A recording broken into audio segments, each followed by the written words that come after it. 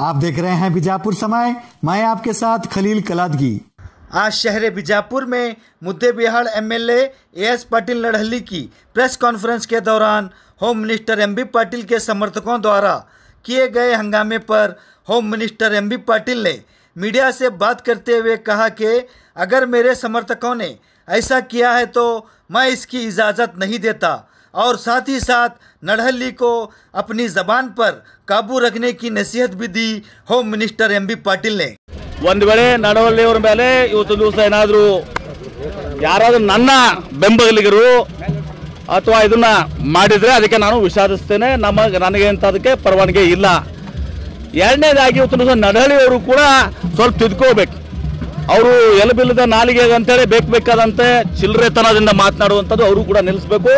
ನಾನು ನನ್ನ ಬೆಂಬಲಿಗರು ಯಾರ್ಯಾರು ಇವತ್ತು ದಿವಸ ಒಂದು ವೇಳೆ ಅದು ಸತ್ಯ ಇದ್ದರೆ ಅವರಿಗೆ ನಾನು ಸೂಚನೆ ಕೊಡ್ತೀನಿ, ಇಂಥವೆಲ್ಲ ಕೆಲಸಗಳಾಗಬಾರ್ದು। ಅವತ್ತೊಂದು ದಿವಸ ಅವ್ರಿಗೆ ಅಡೆತಡೆ ಮಾಡುವಂಥ ಕೆಲಸ ಮಾಡಬಾರ್ದು। ಆದರೆ ಅದ್ರ ಜೊತೆಗೆ ನಡಹಳ್ಳಿಯವರು ಕೂಡ ಒಬ್ಬ ಶಾಸಕರು, ಇವತ್ತು ಅವರು ಕೂಡ ತಮ್ಮ ನಾಲಿಗೆಯನ್ನು ಬಿಗಿ ಇದರಲ್ಲಿ ಇಟ್ಕೊಂಡು ಇವತ್ತು ಸರಿಯಾಗಿ ಎಲ್ಲರಿಗೂ ಕೂಡ ಗೌರವದಿಂದ ಮಾತನಾಡಿ ಕಲಿಬೇಕು। ಯಾಕೆ ಏನಾಗ್ತದೆ ಒಂದೊಂದು ಸಲ ಇವತ್ತು ಜನ ಇವರು ಮಾತಾಡುವ ವೈಖರಿಗೆ ಇಲ್ಲ ಸಲ್ಲದ ಆರೋಪಗಳು ಮಾಡುವಂಥದ್ದು, ಚಿಲ್ಲರೆ ಮಾತಾಡೋದ್ರಿಂದ ಪದೇ ಪದೇ ಮಾತಾಡೋದ್ರಿಂದ ಜನನೂ ಕೂಡ ಇವತ್ತು ಇದು ಆಗ್ತದೆ। ಎಷ್ಟೋ ಸಂದರ್ಭದಲ್ಲಿ ನಮ್ಮ ಕಂಟ್ರೋಲ್ದಾಗೂ ಕೂಡ ಉಳಿದಿಲ್ಲ।